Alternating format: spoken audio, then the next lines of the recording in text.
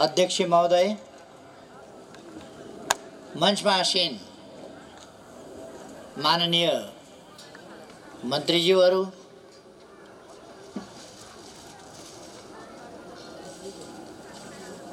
कालु पाण्डेका सन्तान पाण्डेजी,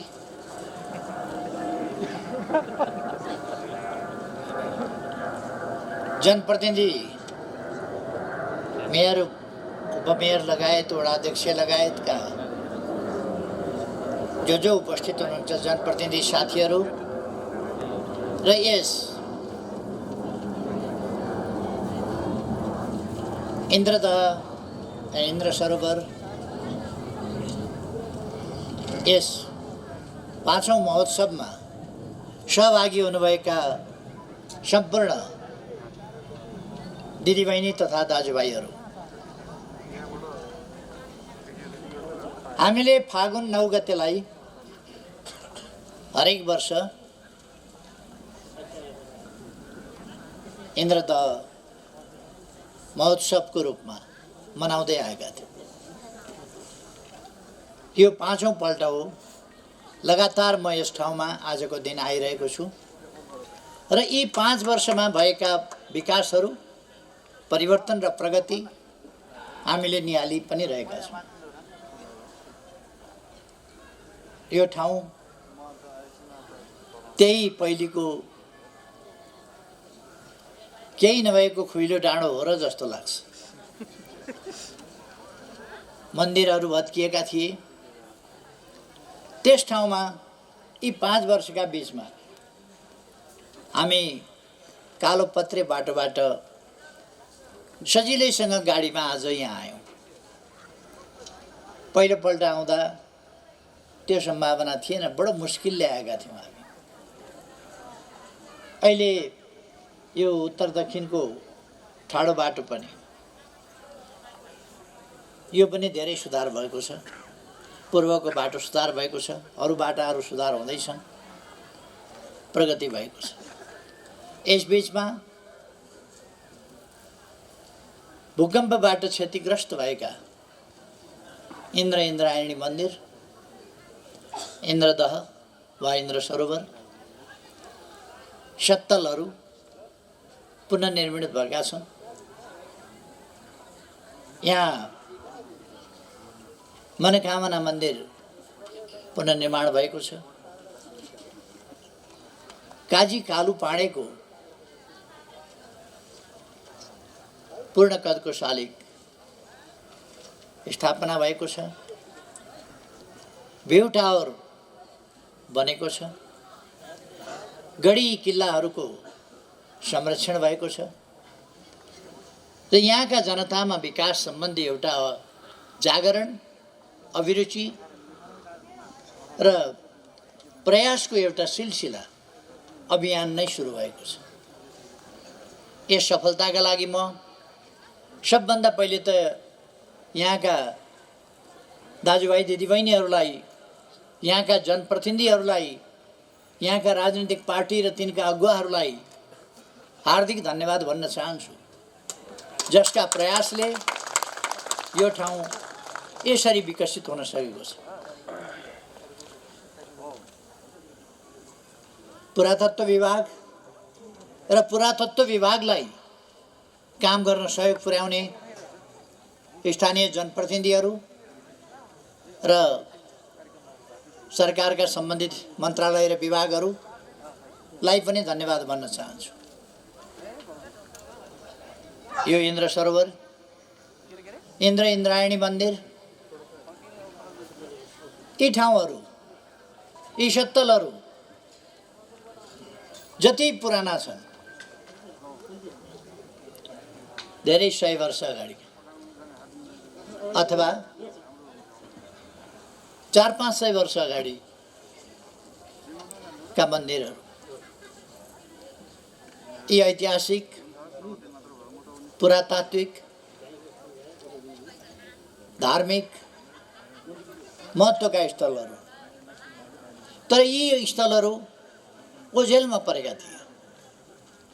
हामीले हाम्रो देशलाई चिन्नु पर्दछ, हाम्रा ठाउँहरूलाई चिन्नु पर्दछ, ती ठाउँको इतिहास बताउनु पर्दछ, त्यसको महत्त्व बताउनु पर्दछ।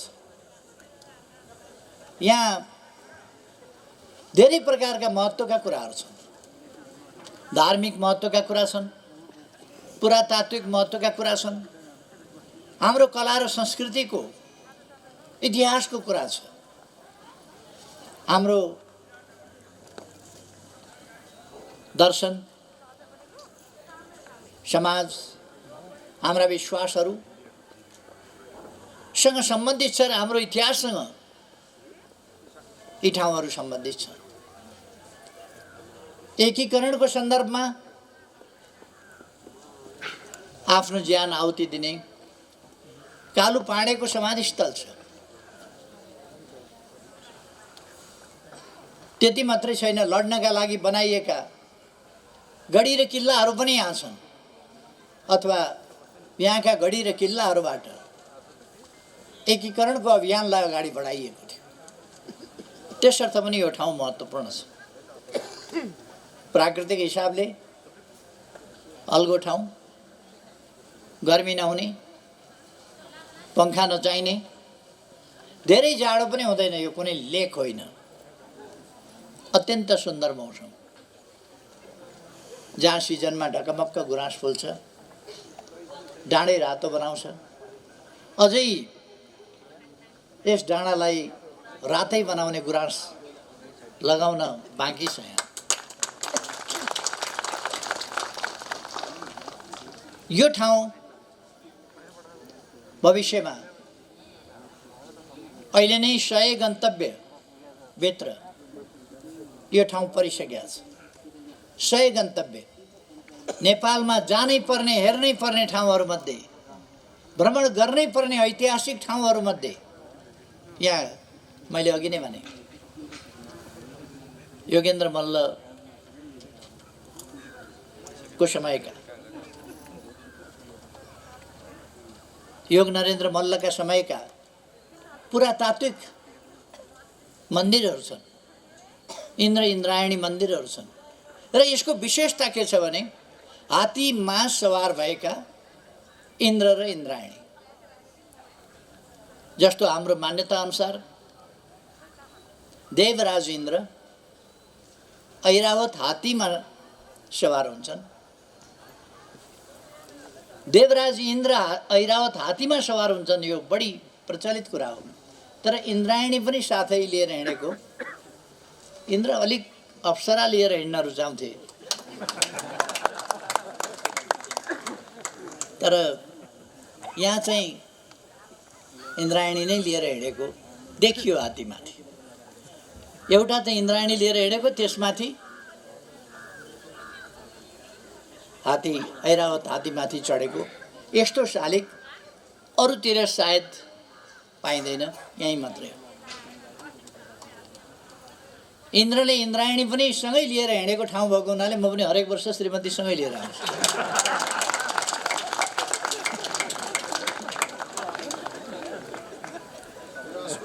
भनाइ अनुसार इन्द्र इन्द्रायणी लिएर यहाँ हात्ती चढेर आउँदा उकालो निकै मुस्किल पर्यो होला हात्तीलाई। तर त्यस बेला आएर पनि ढकमक्क गुराँस फुलेको बेला गुराँसको फुल टिपेर इन्द्रायणीलाई दिएका थिए भन्ने सुनिन्छ। यो परम्परा किन कायम नराख्ने पाएसम्म? त्यसकारण यो गुराँसको डाँडो हो। यसपल्ट अलिकति छिटै गुराँस चाहिँ दिएछ, नत्र ढकमक्क गुराँस हुन्थ्यो। यसपल्ट अलिक गुराँस कम देखियो, तर हामीले फेरि गुराँसलाई बढाउनु पर्छ र अलिकति सुक्खा भयो भने अलिक छिटै सिद्धिन्छ। अलिकति यसलाई सिँचाइको प्रबन्ध गरेपछि अलिक पछिसम्म गुराँस फुल्छ। त्यसको पनि हामी प्राकृतिक ढङ्गले पनि उपचार गरौँला, ट्रिटमेन्ट गरौँला यस ठाउँ। यो ठाउँ मैले भनिरहनु पर्दैन। यो नेपाल भनेर हामी जो आज भनिरहेका छौँ, त्यो नेपाल परापूर्व कालमा पनि नेपाल थियो।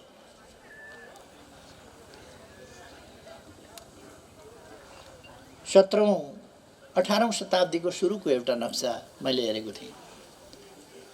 त्यसमा भारतका थुप्रै स्वतन्त्र राज्यहरू, महाराष्ट्रका रजौटाहरू, अरू विभिन्न रजौटाहरू, पन्जाबका रजौटाहरू, बङ्गालका रजौटाहरू, अरूतिर ग्वालियर र अरू ठाउँका रजौटाहरू, थुप्रो रजौटाहरूका राज्यहरू, ससाना राज्यहरू, टुक्रे राज्यहरू देखिन्छ। तर भारत भन्ने देश थिएन। तर नेपाल चाहिँ त्यति बेलाको नक्सामा पनि नेपाल देखिन्छ। त्यस बेलाको नक्सामा पनि नेपाल देखिन्छ। ब्रिटिस आइसकेपछि धेरै पछि मात्रै उनीहरूले सिन्धु नदी भन्न नजानेर, उनीहरूको जिब्राले सिन्धु भन्न नजानेर इन्डु भने। इन्डु भन्दा पूर्वको इस्ट अफ इन्डु, सिन्धु भन्दा पूर्वको जमिन इस्ट अफ इन्डु गर्दै गर्दै उनीहरूले इस्ट इन्डिया कम्पनी खोले। इन्डु भन्ने ठाउँलाई सिन्धुबाट इन्डु भयो, इन्डुबाट इन्डिया बनाए अनि इस्ट इन्डिया कम्पनी भने। एउटा भाषा बोल्ने मान्छेले अर्को भाषाको उच्चारण राम्ररी गर्न जान्दैन। हामीले अङ्ग्रेजी बोल्दाखेरि अङ्ग्रेजले जस्तै बोल्दैन। अङ्ग्रेजीले नेपाली राम्रै पढ्दा पनि उनीहरूले हाम्रो जस्तै नेपाली बोल्दैन। अनौठो ढङ्गले बोल्छन् अनि हामीलाई मिठो लाग्छ, गजब अनौठोसँग बोले भनेर। यो त्यति पुरानो देश हो। तर बीचमा पूर्वतिर अनेक राजा रजौटाहरू र पश्चिमतिर गण्डकीतिर 22वटा राज्य र त्योभन्दा पश्चिम कर्णाली, महाकाली आदितिर 24वटा राज्य। त्यस्तो स्थितिमा एउटा एकीकरणको अभियान थालियो। एकीकरणका किल्लाहरू थुप्रो ठाउँमा छन्। हाम्रो योभन्दा पल्लापट्टि पर्छ नुवाकोटमा। त्यसको दुईटा महत्त्व छ। चिम्टेश्वर भन्ने डाँडा छ, त्यहाँ चिम्टेश्वर महादेवको मन्दिर पनि छ। उहिले यो द्वापर युग त्रेता युगभन्दा अगाडिको कुरो, शिवले त्यहाँ डाँडामा पुगेपछि चिम्टा गाडेको ठाउँ हुनाले त्यस ठाउँलाई चिम्टेश्वर भन्छन् र त्यो डाँडो चिम्टेश्वर महादेवको मन्दिर भएर चिम्टेश्वरको रूपमा चिनिन्छ। पहिलो किल्ला पृथ्वीनारायण शाहले नुवाकोटबाट जब राज्य विस्तार गर्न थाले त्यो चिम्टेश्वर डाँडाबाट पहिलो किल्ला बनाएर सुरु गरेका थिए। त्यसपछि काठमाडौँ उपत्यका यो पल्लो डाँडो चन्द्रागिरीमा जुगामा ताउ लगाएको त हामीलाई सबै थाहै छ। त्यसपछि यस डाँडामा रहेका किल्लाहरू, गढीहरू यहाँ छँदैछ। देश एकीकरण गर्ने क्रममा नै कालु पाण्डे, जसको वास्तविक नाम त कालु पाण्डे होइन, पाण्डेकाजीलाई थाहा होला, वंशीधर पाण्डे हो। वंशीधर पाण्डेका पिता भीमराज पाण्डे, भीमराज पाण्डेका पिता नै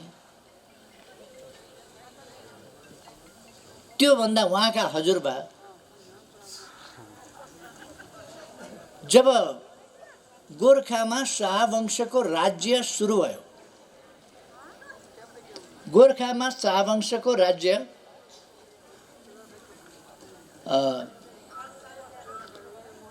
द्रव्य शाहले स्थापना गरे। द्रव्य शाहकै समयमा कालु पाण्डेका जिजुबाजे त्यहाँ मन्त्रीको हैसियतमा, मन्त्रीको पदमा काम गर्थे। त्यसपछि पृथ्वीनारायण शाहका हजुरबाउ पृथ्वीपति शाह, उनका समयमा कालु पाण्डेका बुबा मन्त्री वा काजी कै पदमा थिए र त्यस बेला पनि काजी भीमराज पाण्डे। त्यसपछि एकीकरणको अभियान जब थालियो, कालु पाण्डेले कलिलै उमेरमा, त्यसको 20 वर्षको उमेरदेखि राजकाजमा अगाडि बढेका कालु पाण्डे हुन त उनले 44 वर्षको उमेरमा नै मारिनु पर्यो। मारिनु परे पनि, जीवन दिनु परे पनि एकीकरणको अभियानलाई, देशलाई एकीकृत गर्ने र मजबुत राष्ट्र बनाउने, ताकि फिरिङ्गीहरूले यस देशलाई कब्जा गर्न नसकुन् र यस देशलाई मजबुत राखौँ। एउटा कुरातर्फ मैले लगातार ध्यानकर्षण गरिरहेको छु। शाहवंशीय शासनकाल लामो समय चल्यो, त्यसकारण शाहवंशीय शासनकालमा पृथ्वीनारायण शाहका यस्तो औँलो ठडाएका थुप्रो शालिग बने देशभरि एकीकरणका नायक भनेर। तर पृथ्वीनारायण शाह त दरबारमा बसेर आदेश गर्ने हुन्, लडाईँको मैदानमा गर्दन दिने त कालु पाण्डे जस्ता जनताका छोराहरू नै थिए नि, राजा होइन। पाण्डेहरू, बस्नेतहरू, थापाहरू को योगदान र अरू आम जनताको लडाईँको मैदानमा गरेको योगदान, विजयनगरजीले सुका मोहर दिएर सुरु गरेको हतियार किन्ने फन्ड, त्यो विस्तार हुँदै गयो। कालु पाण्डेका 3 भाइ छोरा, 2टी छोरी थिए।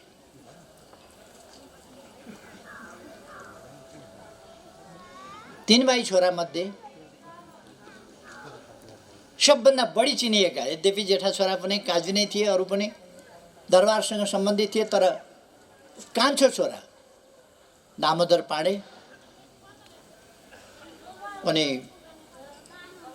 सेनापति पनि थिए र त्यसबेला प्रधानमन्त्री भन्ने चलन थिएन, प्रधानमन्त्रीको हैसियतमा पनि थिए। र त्यसबेलाका जमानामा मन्त्री र सेनापति तरबार बोकेका हुन्थे र उनीहरू युद्धको मैदानमा हुन्थे।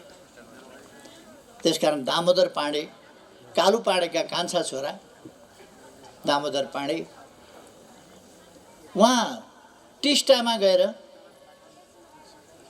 7वटा 9वटा कतिवटा किल्ला टिस्टामा पनि दामोदर पाण्डेले बनाएका छन्। कालु पाण्डेका कान्छा छोरा टिस्टासम्म पुगेर, तर युद्ध त्यहीँ रोक्नु पर्यो र फर्किनु पर्यो दामोदर पाण्डेले। जे होस्, यो एउटा लामो वीरताको, गौरवको इतिहास। हाम्रो राष्ट्र एकजुट बनाउन हाम्रा पूर्वजहरूले असाधारण योगदान गरेका छन्, असाधारण योगदान। चाहे हामी थापाहरूको कुरा गरौँ या बस्नेतहरूको कुरा गरौँ या अरूको कुरा गरौँ, राणाहरूले पनि राम्रै गरेका हुन्। तर पछि बलभद्र कुँवर आदि, कुँवर सैन्याल ठिकै गरेका थिए, तर जब राणा भएपछि अनि अलिक अहङ्कार चढेपछि आफै शासक हुन खोज्दा द्वैध शासन पनि सुरु भयो र तानाशाही पनि लादियो। तर यसरी लडेका थिए, वंश लडेका थिए। हामी अमरसिंह थापालाई सम्झ्यौँ भने अमरसिंह थापाका 3 पुस्ता एउटै लडाइँका मोर्चामा थिए।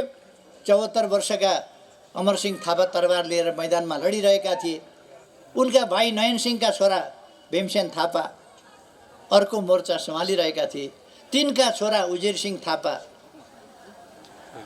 जितगढी, जहाँबाट अङ्ग्रेजलाई लखेटिएको थियो बुटवलबाट, उनले अर्को मोर्चा सम्हालेका थिए। त्यसै गरेर भक्ति थापा तोपको मोरीको अगाडि गएर लड्दाखेरि तोप हानेर तोपले उहाँलाई उडाएको थियो।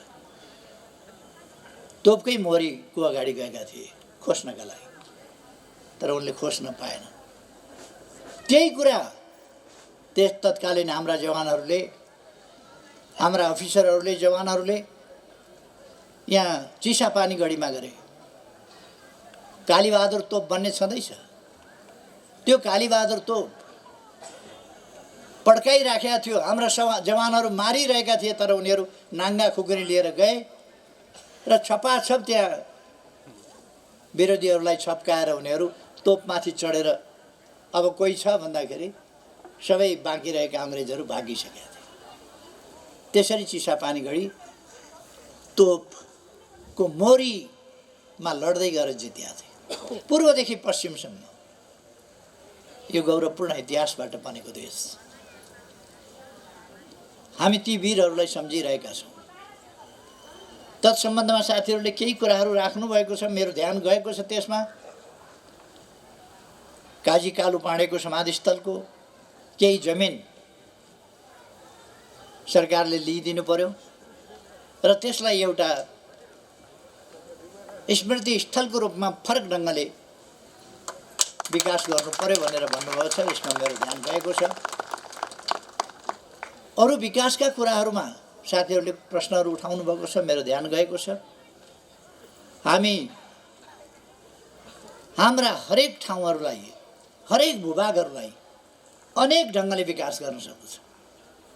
कोही सुन्दरताको हिसाबले, कोही इतिहासको हिसाबले, कोही धार्मिकताको हिसाबले, कोही एकीकरणसँग जोडिएर, कोही पौराणिक इतिहाससँग जोडिएर, कोही धार्मिकतासँग जोडिएर, कोही अरू कुरासँग जोडिएर। हाम्रा विभिन्न स्थलहरू अत्यन्तै महत्त्वपूर्ण छन्, धेरै महत्त्वपूर्ण, र तिनीहरूको विकास गर्न सकिन्छ, विकास गर्नुपर्छ। म यहाँहरूलाई के भन्न चाहन्छु भने यस ठाउँमा जति विकास भएको छ, यी 3 वर्षहरूमा जति विकास भएको छ, यहाँहरूले देख्नुभएको छ आफैले। कस्तो थियो यो ठाउँ, के भइरहेको छ, अरू ठाउँहरू के भइरहेको छ। यहीँ तलबाट सुरुङ मार्ग अघि मेयर साहबले राखिसक्नु भएको छ। यहीँ तल हामीले सुरुङ मार्गको सुरुवात गर्दैछौँ। वर्ष, 1.5 वर्ष, 2 वर्ष लाग्ला। त्यसपछि हामी डाँडा काँडा घुमेर गाडी होइन, यहाँबाट 9 फुत्त निस्किन्छ गाडी एकैचोटि, थानकोटबाट 9 पहिली हामी अब सुरुङ युगमा प्रवेश गऱ्यौँ भन्दा मान्छेले उडाए। अहिले हाम्रो कोशी र गण्डकीमा स्टिमरहरू चलाएर सुनसरीबाट भोजपुर 11 मिनटमा पुगिन्छ अहिले, जबकि 11 घन्टा लाग्थ्यो। डाँडै डाँडा जाँदा खतरै खतरा हुन्थ्यो। अहिले स्टिमरमा 11 मिनटमा भोजपुर पुगिन्छ। त्यो खाली नदीहरूलाई पनि हामीले प्रयोग गर्न सक्छौँ, समुद्रलाई पनि प्रयोग गर्न सक्छौँ। हामी जहाज किनेर समुद्रमा चलाउन सक्छौँ। धेरै मान्छेहरूले त्यसबेला मैले त्यसो भन्दाखेरि मजाक उडाए, तर त्यो सम्भव छ।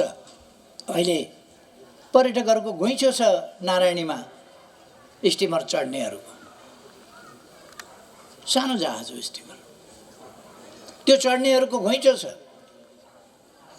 तपाईँहरू पनि नारायणघाट पुग्नुभयो भने या धरानतिर पुग्नुभयो भने एकपल्ट स्टिमर चढेर आउनु होला नेपालमै, हाम्रा खोलाहरूमा। आधी घन्टामा भोजपुर पुगिओरिकन 1 कप चिया खाएर फर्किनु होला सुनसरी। त्यो भइराखेको छ हाम्रै देशमा। अघि नै साथीहरूले भनिसक्नुभयो, तुहिनहरू विस्थापित भए, बाटाहरू धेरै विकास भएका छन्, पुलहरू धेरै विकास भएका छन्, सडक पुल, झोलङ्गी पुलहरू। अब नेपाल दुर्गम लगभग नरहने स्थितिमा पुगेको छ। केही पहाडका अति दुर्गम ठाउँहरू मात्रै दुर्गम बनिने अवस्थामा छन्। त्यसको दुर्गमता पनि हामी सिद्ध्याउँछौँ। एक ठाउँ मात्रै होइन, एउटा भूभाग मात्रै होइन, यहाँ मात्रै होइन, इन्द्र सरोवरको कुरा मात्रै होइन, काजी कालु पाँडेको समाधिस्थलको कुरा मात्रै होइन, हाम्रै सोचहरू हुन् जसले विकासको एउटा लहर ल्याएको छ। कृषिको आधुनिकीकरण, व्यावसायिकीकरण हामीले भन्यौँ, त्यो व्यापक रूपमा अहिले हाम्रा युवाहरू कृषिको आधुनिकीकरण, व्यावसायिकीकरण र ठुलो मात्रामा कुनै पनि कृषि उत्पादन गर्ने र त्यसलाई अन्तर्राष्ट्रिय बजारमा पठाउने ती कुराहरूमा लागिरहेका छन्। अथवा देशको मुहार फेरिँदै गएको छ। यो 3 वर्षमा तपाईहरुले अनुभव गरेको हुनुपर्छ। यस 3 वर्षमा, अरु 3 वर्षमा धेरै फरक पर्नेछ। अब 2 वर्षभित्र हामी नेपाललाई अविकसित देशबाट, अल्प विकसित देशबाट विकासशील देशमा रूपान्तरण गर्दैछौँ, स्तरोन्नति गर्दैछौँ। अहिले हाम्रा बालबालिकाहरू स्कुल नजाने बालबालिका पाइँदैन। आमा बाबुहरूमा, अभिभावकहरूमा त्यो चेतना बढेको छ। सरकारले छोराछोरी पढाउनका लागि धेरै बोझ बिहोर्नु नपर्ने गरी शुल्क मिना गरेको छ, अरू सुविधाहरू दिएको छ र पुस्तकहरू, कापी कलम बालबालिकालाई उपलब्ध गराएको छ र उस्तै ठाउँहरूमा दिवा खाना भनेर हामीले खाजाको प्रबन्ध पनि गरेका छौँ। त्यसरी शिक्षामा जोड दिएका छौँ।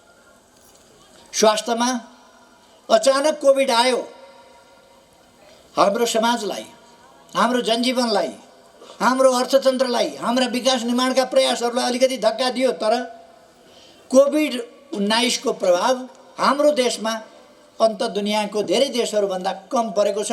बलिया विकसित समृद्ध देशहरूभन्दा कम परेको छ। किनभने हामीले नागरिकलाई सचेत बनायौँ, नागरिकलाई सजग बनायौँ, मास्क लगाऊ भन्यौँ, दूरी, सामाजिक दूरी कायम राख भन्यौँ, साबन पानीले हात धोऊ भन्यौँ, सरसफाइमा ध्यान देऊ भन्यौँ, अनुहार नाकमुखमा हात नलैजाऊ भन्यौँ, अनेक कुराहरू गर्यौँ। बेलुका सुत्ने बेलामा अलिकति बेसार पानी खाऊ भन्यौँ, सुत्नभन्दा अगाडि नुन पानीले गार्गिल गर भन्यौँ, नाक सफा गर भन्यौँ, अलिकति मनतातो पानीले नाक सफा गर्यो भने, नुन पानीले गार्गल गर्यो भने, सुत्ने बेलामा बेसार पानी खायो भने, बिहानै उठेर अलिकति ज्वानो सुहानोको पानी खायो भने कोभिड आइरहन्छ फेरि गइरहन्छ, कोभिड आइरहन्छ फेरि गइरहन्छ। पस्छ नाकमा, सफा गरिदिएपछि भागिहाल्छ। घाँटीसम्म पुगिहालेछ भने नुन पानीले गार्गिल गरिदियो, तातो तातो पानीले गार्गिल गरिदिएपछि खतम।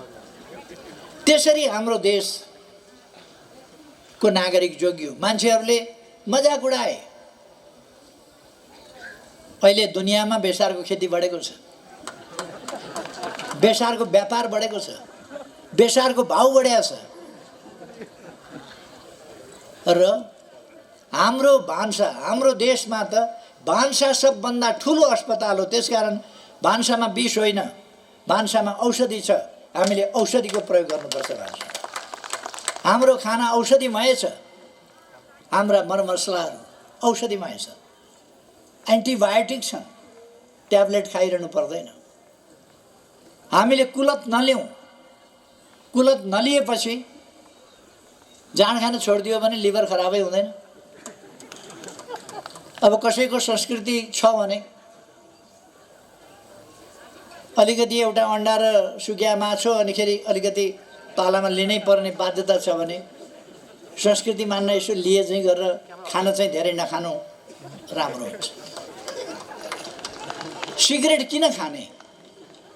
कुनै फाइदै नभएको कुरो, कलेजो फोक्सो मात्रै खराब गर्ने कुरो, खोकी मात्रै लगाउने, निमोनिया मात्रै बोलाउने कुरा किन खानु? त्यो जाबो चुरोटले कत्रो हेप्या भन्नुहोस् त। आफैले टिपेर मुखमा लान लगाउँछ हामीलाई, त्यसले भने टेर्ने, आफै आएर त पस्न सक्दैन नि त्यो हाम्रा मुखमा। अनि हामीलाई नै टिपेर हाम्रा मुखमा लान लगाउने त्यसले। अब उपरान्त त्यसलाई हाम्रा मुखतिर नलाने, सजिलो। ल त हाम्रो फोक्सो खराब गरोस् त कसरी गर्छ,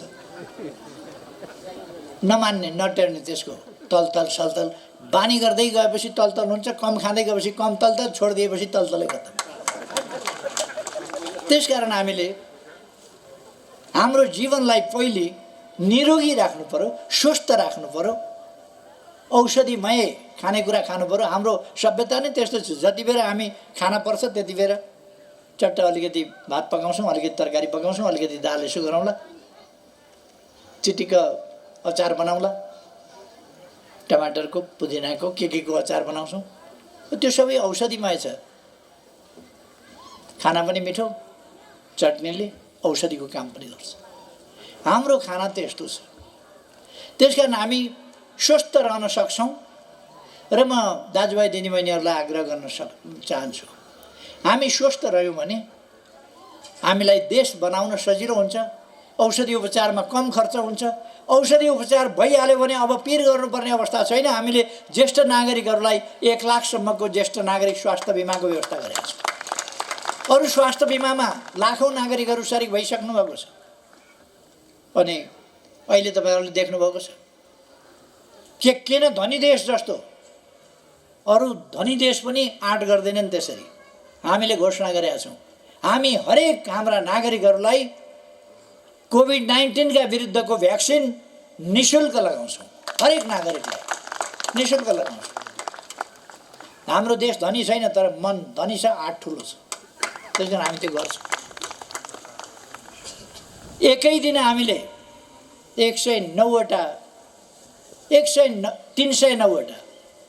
309वटा अस्पताल एकै दिन हामीले देशभरि शिलान्यास गर्यौँ। अरू देशहरूले त्यस्तो गर्न सक्दैन। हाम्रो देश सानो होला, कमजोर होला, तर पनि हामी त्यो गर्छौँ। अब हाम्रो विकासको गति एवं रीतिले तीव्र ढङ्गले अगाडि बढ्छ। तपाईँहरू ढुक्क हुनुहोस्। अरू मैले धेरै केही भनिरहनु पर्ला जस्तो लाग्दैन। अब हामी चुनावतर्फ जाँदैछौँ।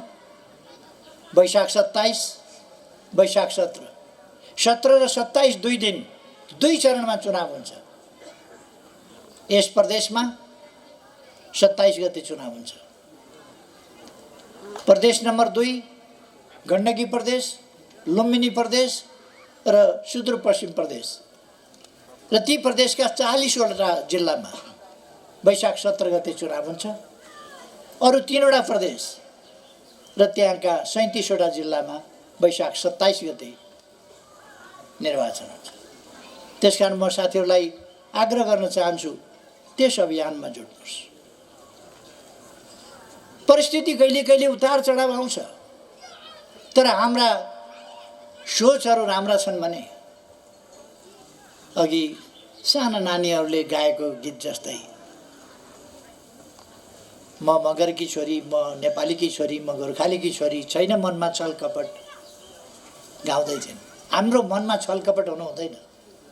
देशप्रति इमान्दारिता हुनुपर्छ, जनताप्रति इमान्दारिता हुनुपर्छ, विकासप्रति इमान्दारिता हुनुपर्छ, देशमा शान्ति सुव्यवस्था कायम गर्ने कुरामा इमान्दार हुनुपर्दछ र सबैले योगदान गर्नुपर्दछ।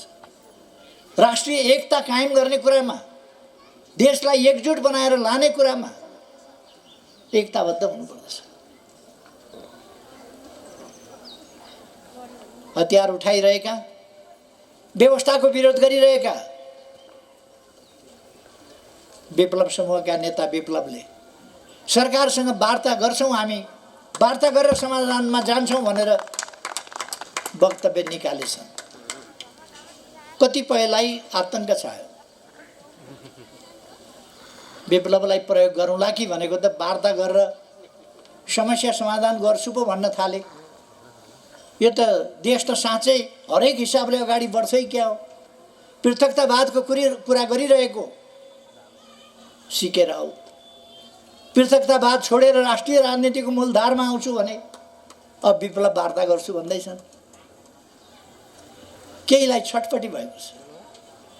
यस्तो डाँडो त आकर्षक गन्तव्य बनिसक्यो भने अन्त के भइराख्या होला।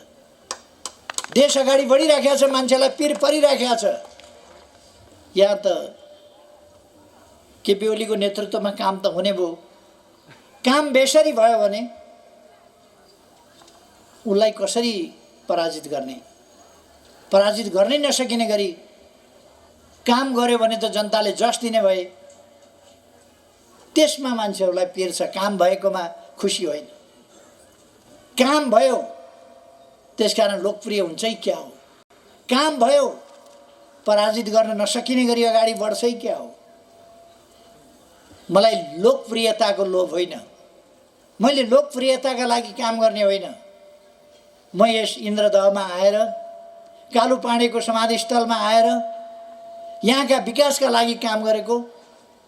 तपाईहरुले राम्रो भनिदिनुस् भनेर होइन, भन्नुस् नभन्नुस् जेसुकै गर्नुस्, तर यहाँको विकास हुनु पर्यो। मेरो उद्देश्य यहाँको विकास हो।